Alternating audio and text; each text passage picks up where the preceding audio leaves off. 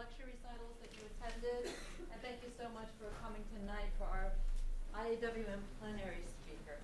I would like to tell you a little bit about Leni Pfefferman, and we have composer Leni Pfefferman's most recent commissions have been from 10th Intervention, So Percussion, Make Music New York, Experiments in Opera, Ethel, Kathleen Sepulvey, Tilt Brass, James Moore, Eleanor Oppenheim, Jack Quartet, and Dither.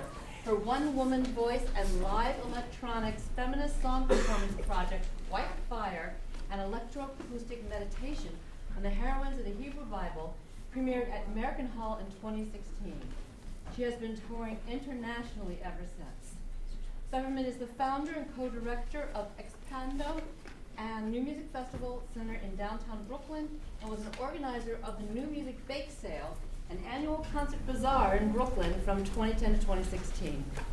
She is co-founder and director of New Music Gathering, an annual conference festival hybrid event for the national and international new music community.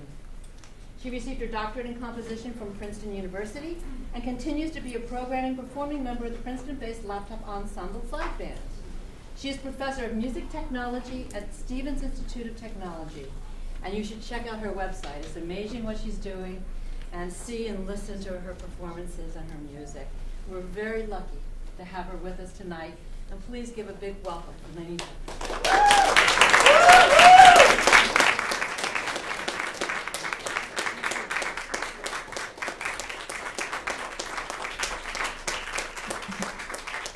Thank you so much.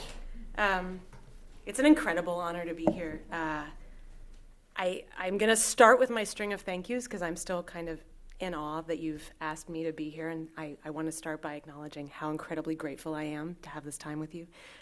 So yeah, first off to Beth for so much work that she has poured, and the love that she has poured into this conference.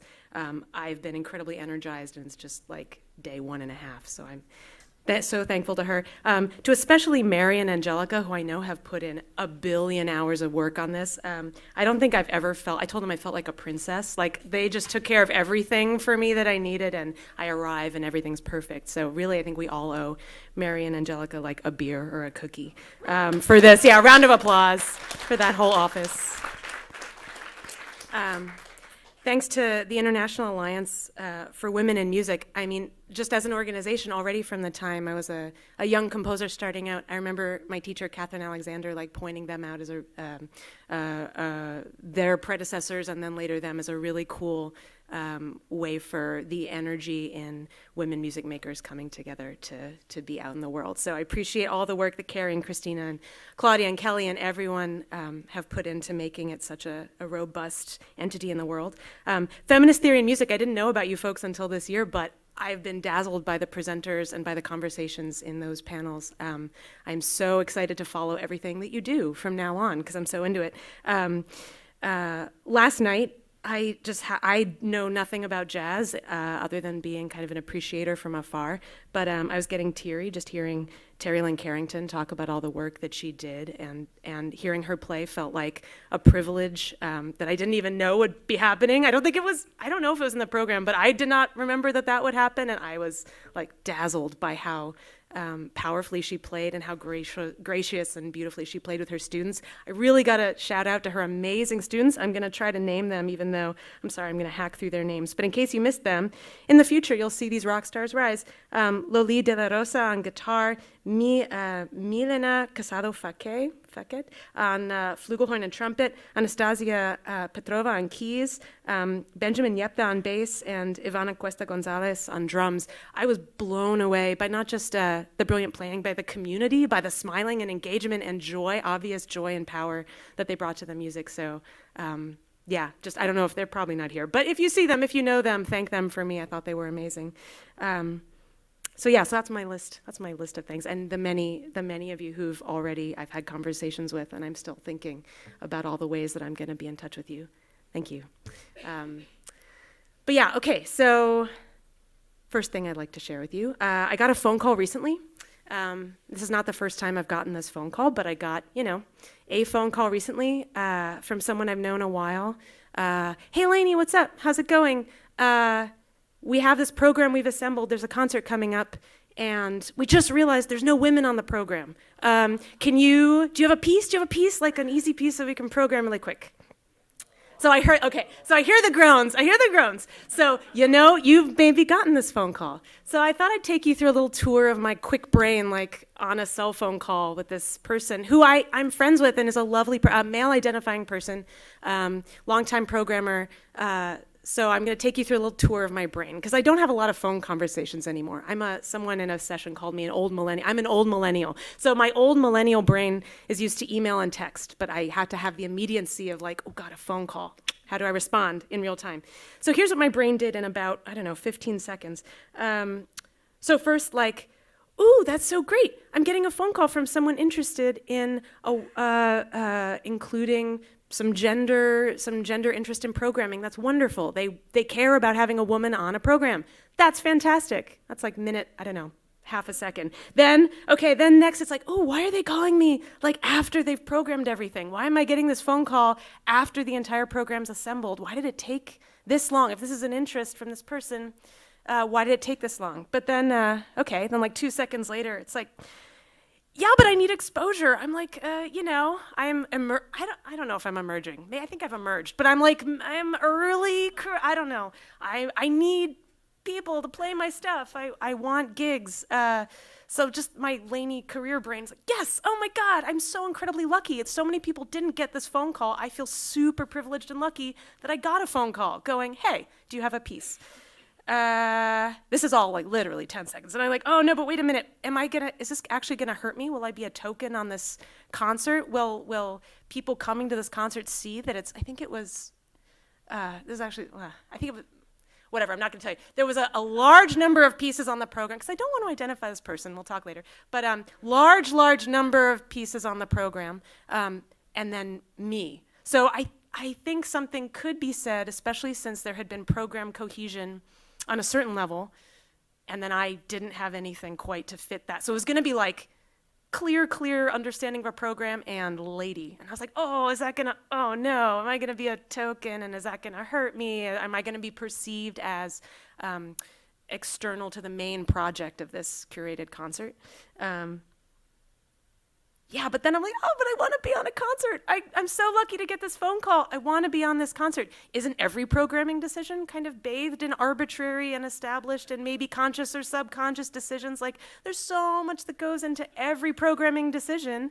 Shouldn't I be generous and just go, this is one more thing that is being considered, maybe a little late, but all these decisions are arbitrary? I shouldn't be worried about tokenism. And then this always hits me, and then I'm like, oh God, is my answer in some way creating a precedent? Like, is the answer that I give to this presenter going to in some way help or harm the future women who are going to get this kind of phone call? So,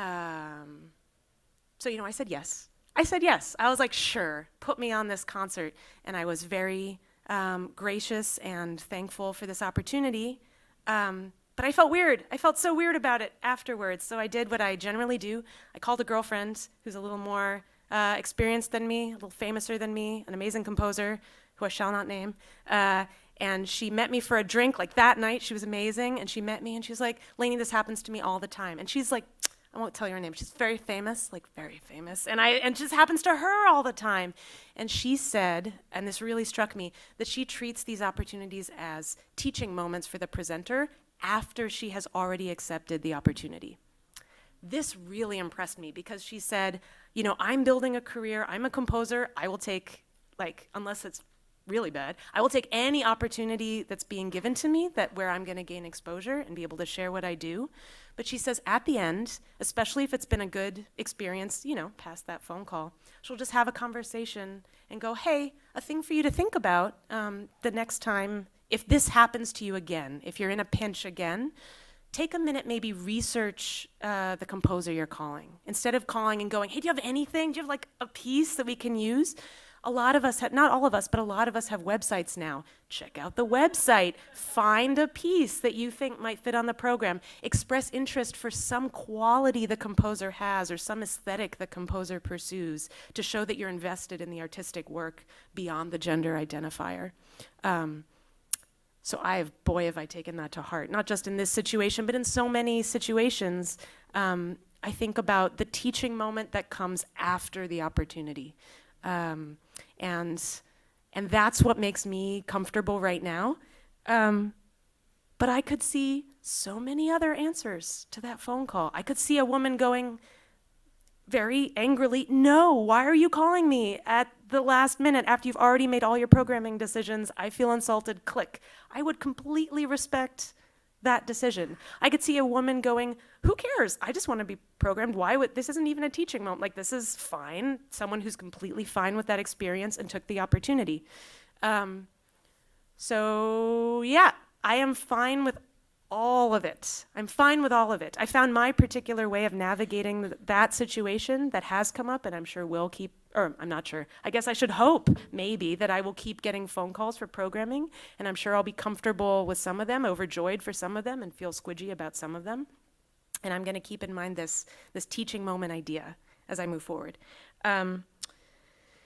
Yeah, so it's exhausting. So thinking about all this, over that 10 seconds of a phone call and then thinking about it with my friend later, that took so much energy. And I've thought about it since that happened, and I'm talking with it. Like, it's tiring. It's super tiring to keep thinking about these things. I'm sure you're all tired. You think about these things, a lot of you, all the time. But in thinking about these things, I can especially find it tiring thinking that I have to figure out how to get it right or I risk getting it wrong. I think I actually find that the most tiring of all. That not just I'm making a decision in the moment, but that I'm going to somehow, for my colleagues, for my women colleagues, my men colleagues, my non-binary colleagues, my trans colleagues, like in some way I'm going to make a decision that's just wrong, objectively wrong, and going to end up hurting people more than helping people, even if it helps me in the moment. So I've talked to people who are very passionate and have thought very critically and put a lot of learning into questions just like this, sort of like the anthropology of the field of composing and performing. Really brilliant scholars, composers, performers. And I've noticed that sometimes in those conversations we can slide into talking about what is objectively right and what is objectively wrong. What is universally a goal to strive for, and what is universally to be shied away from or discouraged. And yeah, I think I'm getting further and further away from wanting even to think about trying to make those distinctions. So that's what my talk's going to be with you today. I want to really acknowledge that there's so many scholars doing so much learning and so many performers, composers doing so much thinking, and I'm not claiming that that work isn't really valuable and important, but I'm going to just give you a little tour. I'm going to open up my brain and give you a tasting platter of all the internal confusion that I have about situations in my own life. And I'm going to hope that maybe that ambiguity or that constant fluctuation that I feel about my own career and choices might encourage some of you to think about the ways you might be helping yourself or maybe even the communities around you by loosening up a sense of objective good or universal right, and making it a little more of a question about specific to you, specific to smaller groups of people, smaller pockets of community, and what might be helpful to those folks. So that's my little goal. So I'm about to give you this, the tasting flight, if you will. I'm going to take a sip of water. I'm a very anxious, neurotic person, so it's gonna involve some things. But there's paper on everybody's chair, paper and pencil, thanks to Beth and Angelica and Mary. There should be boxes as well. There's a box on that speaker and that speaker. So I'm going to give you my, little tasting menu of issues surrounding my gender that confuse me, or things that I'm grappling with and I'm not really sure about. I think it would be super exciting if you wanted to write down anything, any question that either something I'm saying that resonates with you, or a totally different experience, or something you disagree with in what I'm talking about, but something that you're grappling with right now, and this is for any gender identity out there. I'll be talking from a specific, I identify woman, she, her pronoun, But I know we have trans folks in the audience, cis men in the audience, non-binary folks in the audience. Like, please, whatever your identity, if there's something you're just like, yeah, I'm really not sure about this thing in my life, sign it, don't sign it, totally up to you. But I encourage you, just as I'm talking, tune out a sec, I don't know, write it down, have a moment to yourself where you really get to acknowledge what you're grappling with. And then when you're ready, just put it in a box over there. It might be useful later on for things. Okay, here we go. This is what my family and friends have to deal with all the time. So you're gonna get it for, 40 minutes. Here we go. Making work about my gender identity. For a long time, I did not do this at all. And recently I have started doing this. And I'll talk about what that means in a minute. But just in general, making work, as a woman, making work about female experience or about feminist ideas or themes or narratives centering women in a very political and assertive way. I'm going to give you the little. So I talked to teachers about it. And I'll say just mentors about it when I started thinking about doing this. And I got, I think, a lot of love and care advice saying, Lainey, this could really pigeonhole you. Like, you've written a lot of different kinds of music, abstract music, narrative music, but you've written lots of different stuff, and this is really going to make you like the woman who writes about woman stuff. So I want you to be a little careful of that. I got a lot of that, so I was like, oh God, maybe I should be careful, maybe I should hold back. But then I'm like, especially with current politics, and I started really digging into this work as politics was getting a little crazy in the States. I thought, but do I have a responsibility? I'm sorry about plosives. How's this? Can you hear? No, that's not. It's so directional. How do I fix? Maybe like this kind of. Can you hear me? Pop, pop, pop. That's so much better. Okay. Electronic music. I can't stop it. So do you? Do I have a responsibility somehow to use whatever teeny tiny platform I have to talk about the politics I care about? God knows I feel often like I'm in a little bubble of people who don't challenge what I believe basically at all. But, the small chance that I reach someone who disagrees with me, or even just naming the thing that I care about in a very assertive way, will that somehow put forward the politics I want to see in the world? That's the little, angel demon something sitting there. But then I'm like, ooh, I have so many women friends who are so sick of getting the talk to me about being a woman composer question, and they just don't want gender to be the focal point of all of the scholarship, well, I shouldn't say scholarship, all of the attention they get, all the conversations they have, if they're lucky enough to get press, if I'm lucky enough to get press, that's generally the first question people ask. Do I not want to potentially contribute to a continuation of that? Am I stoking the flames of people just focusing on gender when they talk about female composers? There's that. And then I'm like, but I know so many women and non-binary folks, trans folks who are writing expressly about their gender in very open and very direct ways.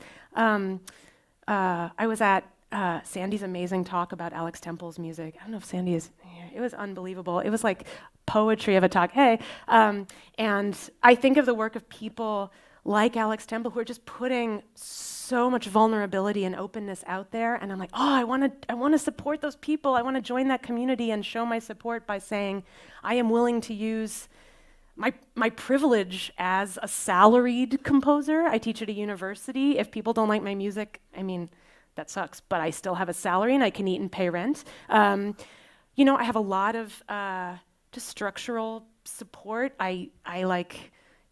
I'm a middle-class lady with a couch at my parents' house I could always crash on if everything goes to shit. I can, I have a lot of community support. I think by this time I've just gone to enough schools and I've met enough people and I've done a lot of community work. I know enough people that if I have bad reception, I think I'll be okay. I don't know. I think I'll be okay. So in a sense, I have a lot of privilege. I could use this as a platform to take risks that are much harder for other colleagues. So I'm like, so I should be doing that. That's the work I should dig into. And then I'm like, then there's this whole other thing that especially I've had the beers with colleagues, I have to say, especially male identifying colleagues who will single out people making work about gender and say like, oh yeah, that's so marketable. Like, that's so good right now. Everyone's looking for like a woman talking about woman stuff right now. Like, you'll get so many gigs. That's great. And part of me is like, awesome, that's great. Oh, I'm marketable. How lucky. That's fantastic. But then I'm like, oh, interesting. Am I going to, in a weird way, have my work get less respect and regard because I'm perceived as like cashing in on the moment? I don't know. Then part of me is like, when I use narrative, to the small extent I do get non-new music audiences, I think narrative really helps me draw in non-specialist audiences. These days I'm making a lot of work with Bible text. That has plugged me into like a super cool like nerd Jew community that I didn't quite know was so easy to plug into. Yeah, nerd Jews in the audience, like you probably are, yeah. You know it's out there and it's rich and it's fun, and now I'm getting some attention as kind of plugging into this sort of, you know, tradition, this biblically tied tradition, because of the narratives that I'm interested in. So that's a plus for me. I'm excited about that. And then my last little thing on this is like, oh, I have a tenure track job now. I like got this amazing lottery ticket. I know I'm incredibly lucky. And there's politics at my institution. I'll just leave it there. There's politics at my institution. And if I choose to make work that is centering female narratives, especially in this kind of like, the way I do is these days kind of like a weirdly subversive Judeo-Christian Muslim tradition kind of narrative, I'll just say that I have been told that bears some risk within my institution. My chances of tenure there's some risk involved. I don't know the extent, but there may be risk. And there's such cool thinkers there, I don't want to. Anyway, but that's on my mind. It's a thing on my mind. So where I'm at with this right now, after all of that, and so much more, is kind of, I just went in a hole and went, yeah, but this is months of my life, years of my life on a project. Like, I don't know how fast you all are. So many composers in the audience. Some of you are just astoundingly prolific and incredibly fast writers. I am so slow. Like, my output is like a thing in a year, or like 2 things in a year. I'm spending all this time, hours and hours every day. I sleep thinking about this work that I'm doing. I just want to be thinking about what I want to be thinking about. Like, if I'm going to be locked in a room for hours and hours and hours, I'm obsessed with, for whatever reason of upbringing and surroundings, female figures in the Hebrew Bible. That's what gets me really juiced right now. So I'm going to keep making work on the thing that is going to give me the energy to lock myself in a room for 6 hours at a time. I would totally respect, and do totally respect, women colleagues who really don't make that decision, who have to look at their surroundings, especially with less institutional support than I have, and just say, if I want to get programmed and I want to get the regard that I'm interested in, I should not use narrative in this way. Or I'm not interested in using narrative in this way because of this tradition that it ties me into that I don't want to be part of. There are so many different answers, and it's tricky because a lot of times I feel like we want to just all say to each other, like, make the music you want to make. And I don't think that's always an easy question. Like, what music you want to make might be a hard question that you have to really sit with a long time. And for me, it took a long time for me to get to this project that I want to consume the next, 10, 15 years of my life. And it won't be the only thing I work on, but in my mind, this narrative, electroacoustic, Beth gave you the whole string of words I use about it, but this like solo voice and electronics project I'm working on is at the center of my practice right now, and that's how I want to keep it for a long time. But yeah, I could see so many other answers being completely exciting and valid and cool, and I want to support people who do any kind of narrative, non-narrative, gender-centered, gender-ignoring work that they want to make. Cool. Next, brain confusion. How's this mic thing working out? Is it okay? Am I going in and out? It's 50-50. I need to I hate plosives. Let's try. Is it fine? I'm gonna try this. Okay.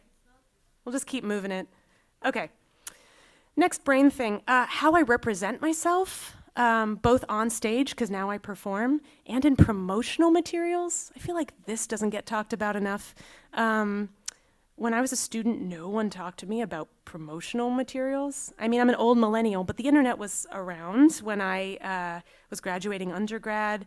Certainly when I went to grad school, no one was talking about like, hey, you should think about your headshot and how that will substantially, see, that drives me nuts, how that will substantially affect your career, what kind of photo you put out in the world. If it's like your friend's iPhone photo of you and you look sick and sad and it's beige, you really run the risk of people looking at that and going, I don't want to program this amateur, or I don't want this unattractive person on my program. I want the shiny, colorful. Literally, I have been in rooms with programmers with conversations that have made my head spin about promotional materials.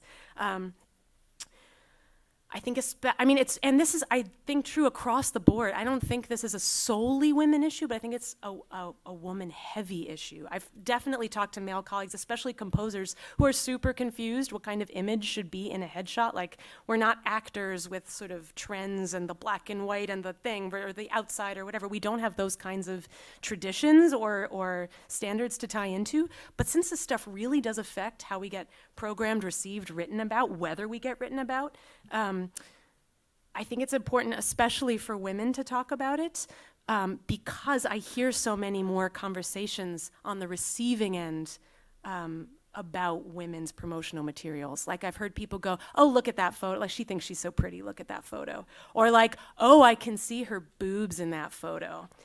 I hear that all the time. I will say that I think for a long time I was critical. I was critical of friends who chose to make promotional photos of themselves that looked really traditionally feminine and soft. I was judgmental, and I was like, you're not helping anyone with the pretty like lens flare and you're so beautiful.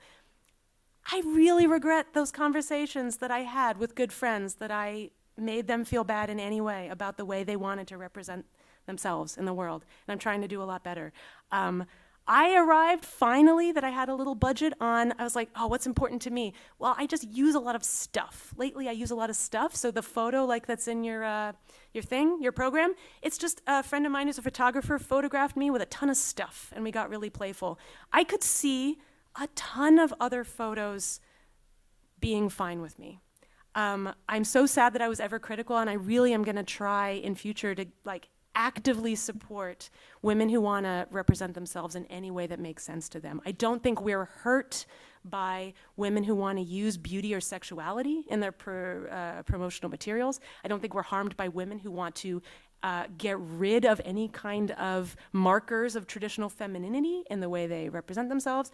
I think any way that makes sense to each of us to represent ourselves, knowing that there are prejudices that we'll be working within and against. God, I just want to be supportive of all of us making that decision.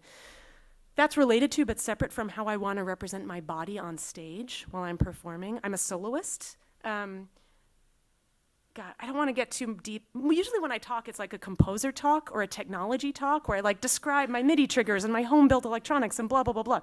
So I don't want to devolve into that talk. But basically my setup is like, I have a headset mic and there's some processing on my voice in a laptop. That's over there. I have these home-built MIDI triggers, these like electronic instruments that are in front of me that I hit with drumsticks. Every so often I have to futz with the laptop, but it's basically just my body and a headset mic facing everyone in the audience. And you know, jury's out how I want to deal with that. Like, I've been doing this now, I've been like performing this set, it's called White Fire, quite a bunch, and every time I make a different costume decision. And I call it costume, like sometimes it's t-shirt and jeans, but that's still a costume. And I'll be regarded as a body on stage in a certain way if I'm wearing like my I Care If You Listen t-shirt and ripped jeans, and I'll be regarded as a body in a certain way when I wore my friend Lital Dolan's handmade, hand-knotted, very form-fitting black dress that she does as kind of an overtly feminist act about binding and tying. And you know, I love performing in both of those outfits, and there's been other outfits, but I still don't feel like I've found my comfortable costume. But I also haven't found my comfortable just way of owning my body on stage yet. I really haven't. The kind of performer I am, I grew up a classical pianist, And the kind of performer even then was, I think I feel a like sexual energy when I perform, and a lot of performers don't, like overtly don't, and that's fine. But when I perform, I call it zhuzh, like I just feel like, ooh, I don't know. Like I think I perform better when I feel like sexual. I just think that's how I get excited as a performer. How much do I want to share that with the audience, or not share that, or specifically not share that with the audience? I don't know, and I keep talking, and hopefully I'll have conversations with all of you, and there's so many performers making a huge variety of smart decisions, smart considered decisions about this, from the nature of the concert black that you wear in the orchestra to, I think of unbelievable performers who have, full body electronic sensors and have to incorporate like choreography through body movement. So, and there's so many answers to this, but I wanna encourage us all to not think about what's best. I've been in conversations about what helps women. What helps women not be objectified is for women not to just present as sexual objects on stage. And I totally respect that perspective. For a lot of women, it's been such a fight to get their work regarded without their sexuality being front and center, and I respect that fight. But I feel kind of in a privileged pocket community now where I feel like if I want to put some zhuzh in there, that's hopefully not going to hurt my colleagues. I hope it's not going to hurt my colleagues. And I'm trying to make decisions that feel really good to me as a feminist act. Like what's going to feel good to me, I'm a woman. I feel like I'm in a community moment now where if I do what I want as a composer and a performer, that's my way of asserting what could be in our community, and I'm trying to get really comfortable with that and have conversations surrounding that. Cool. So that's another thing. Women conferences, festivals, women events, phenomena, online lists, stuff. I love this stuff, mostly. I just love it. I'm here. I love this stuff. I feel super energized, and I love, seeing all the amazing work done by,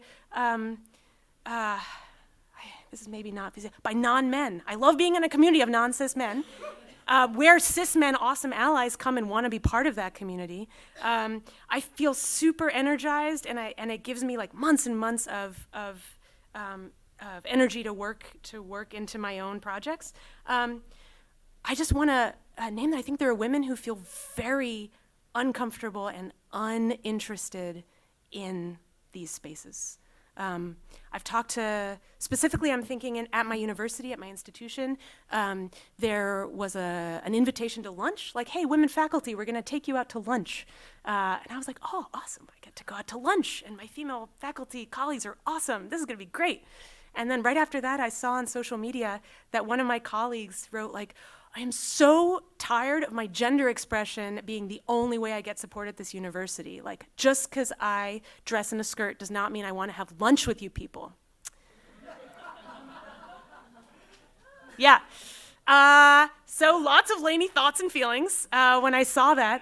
Because I did want to have lunch. I don't wear skirts, but I did want to have lunch with those women. And there was a moment where I saw her anger and frustration. I was like, oh no, because I want this lunch. Am I am I doing it wrong? Am I hurting her by really supporting and I sent the immediate email to the organizer, oh my God, thank you so much. You're so awesome. I'm pumped for lunch. Oh God, have I undermined my colleague because she feels so frustrated and unsupported?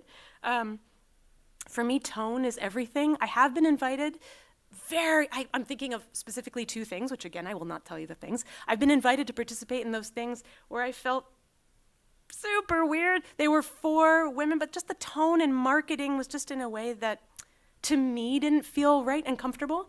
I'm sure to other people, they felt very right and very comfortable and extremely supportive. I think even in just looking at institutions and the way that they encourage participation and involvement, there's such a wide diversity of need and interest, as well as resource. I'd be excited to see support for a diversification of support systems. That the idea is there's going to be women who are incredibly supported by an all-women concert, and there are women who are so supported by never mentioning their gender in the request for their work, in their programming, in their marketed materials. There are going to be women who feel incredibly valued as artists and scholars if we center them in talking about other artists and scholars who identify as female, and there are ones who don't want that collective identification at all. So I just think we're going to get stronger the more specifically we can talk about what we as individuals or organizations or communities are up for offering and how we might be willing to grow and change that, but acknowledge that it's not for everyone and that's okay.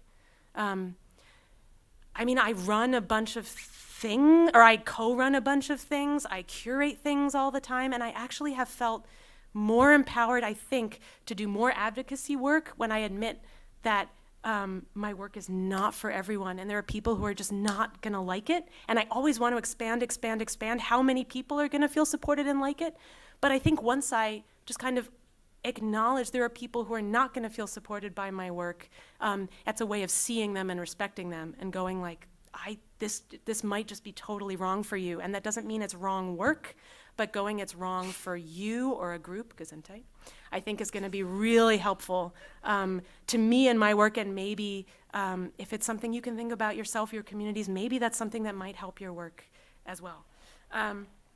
Real quick, because I see we're super running out of time, and I encourage you to put, like, I haven't seen a lot of activity with these boxes, but like as you feel you want to add to the box, I'm pumped for the box.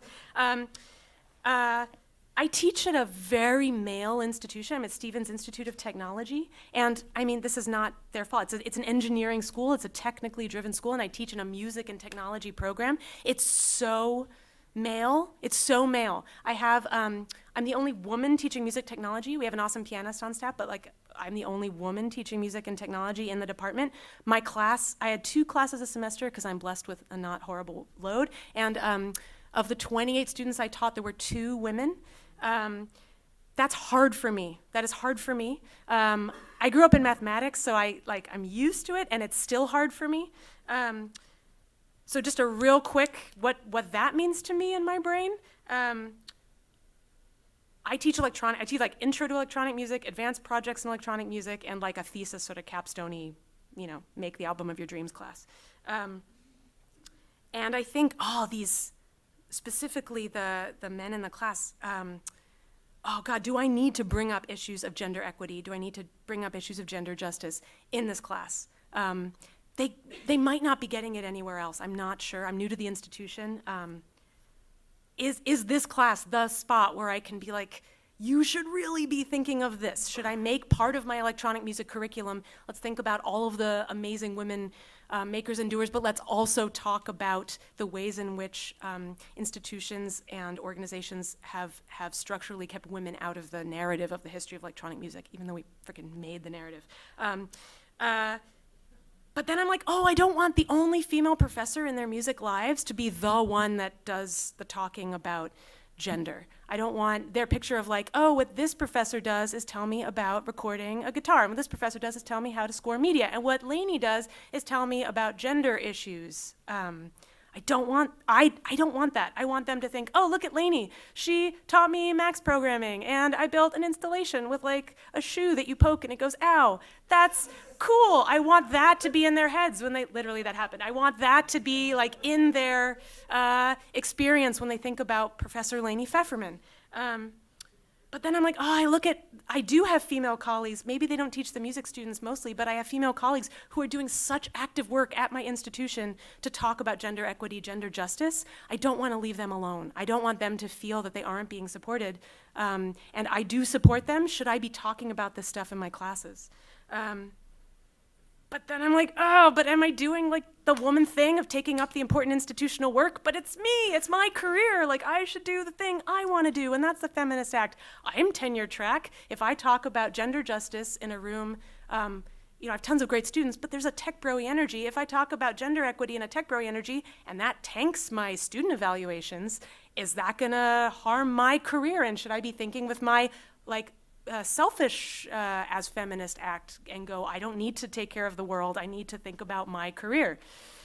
But then I'm like, yeah, if I'm being selfish, I want to create an electronic music community that supports women and supports me and supports the things and qualities and character traits that I care about in a community. So selfishly, I should be talking about, hey, you're a sound tech, don't discount the female performers when they say, bring me up 5 dB. Don't curate an electronic music concert and think, oh, there's no women who do electronic music. I don't need to worry about that because they're not out there. I want to create that world, so what am I doing if I'm not talking actively about that world? Anyway, I could go on and on and on. I go back and forth about this every day I teach.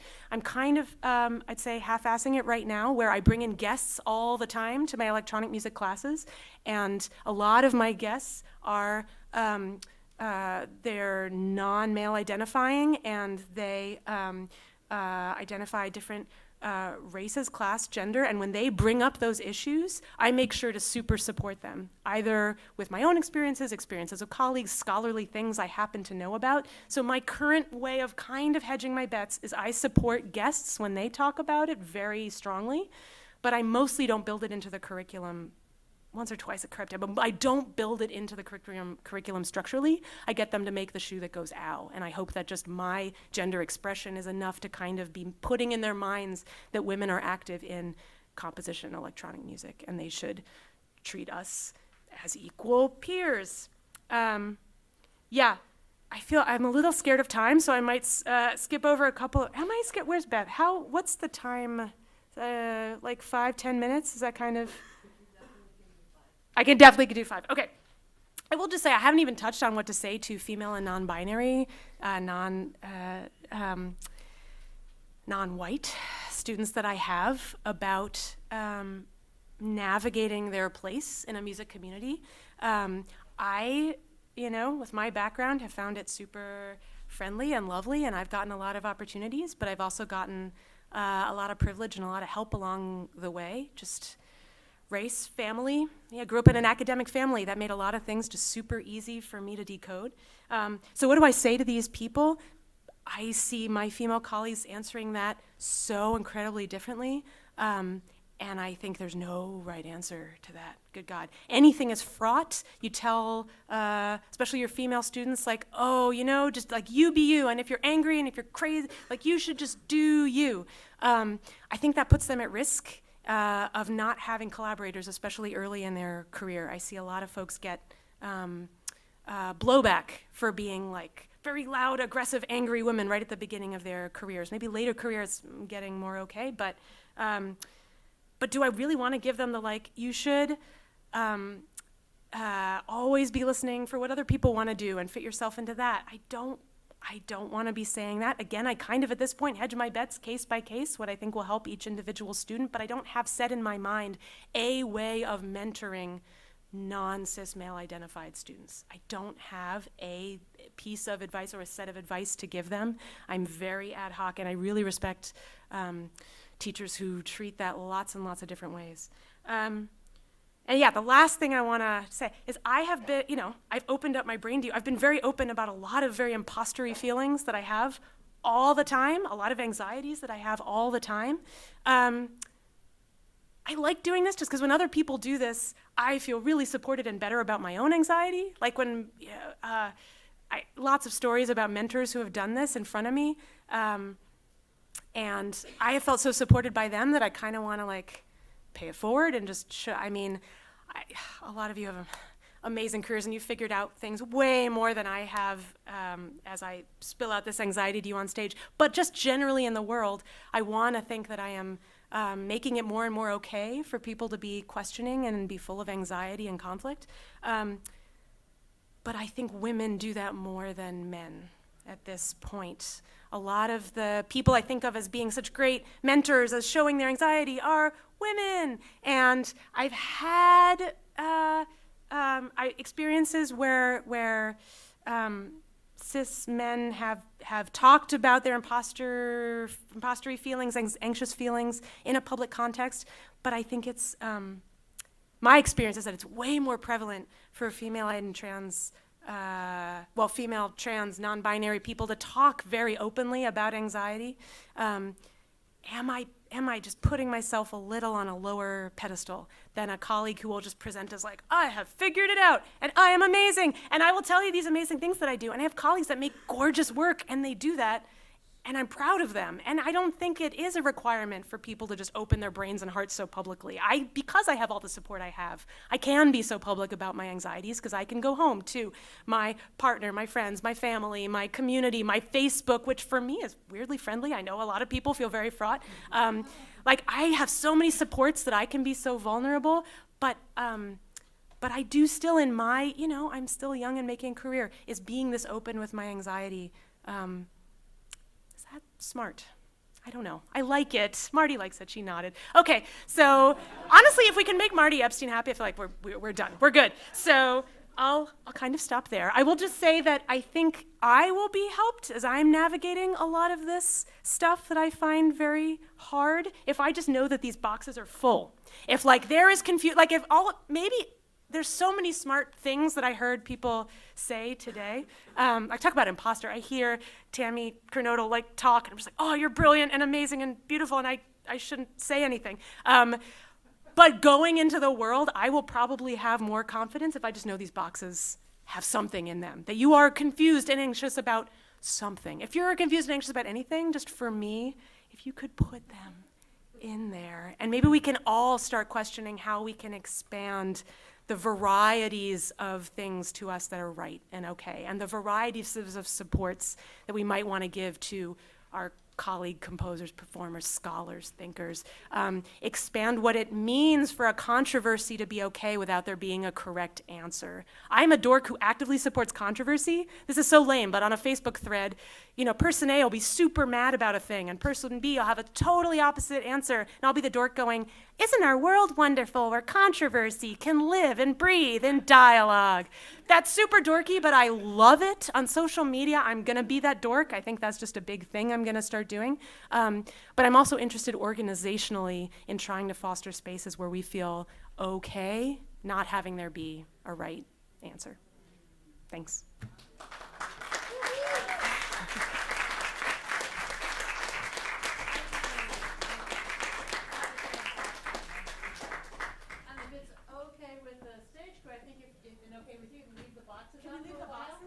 We can even tell people coming in for the concert, they say, what's this paper and pencil on the chair? Tell them. See if we can get a few more, answers filled in, questions filled in, just to give in and share. And then after the concert, we can are people good with reading? Like every so often just going over and reading a paper? I think that would be cool. Like we could just go over and like, oh, this is a thing. We're having a good intermission, so it's going to be about 10 minutes or so to set up for the concert. Yeah. And then they're bringing out snacks. We're going to have a nice intermission, so people can do it then too. And then afterwards. All right. Thank you so much. Thank you. Okay, so we're going to give space for the stage crew to do what they need to do and get ready for the concert probably in about 10 minutes. Maybe not even 10 minutes, even 5 minutes. 5. Well, see, I have to find Kitty. Where's Kitty? Cooper? Kitty Cooper?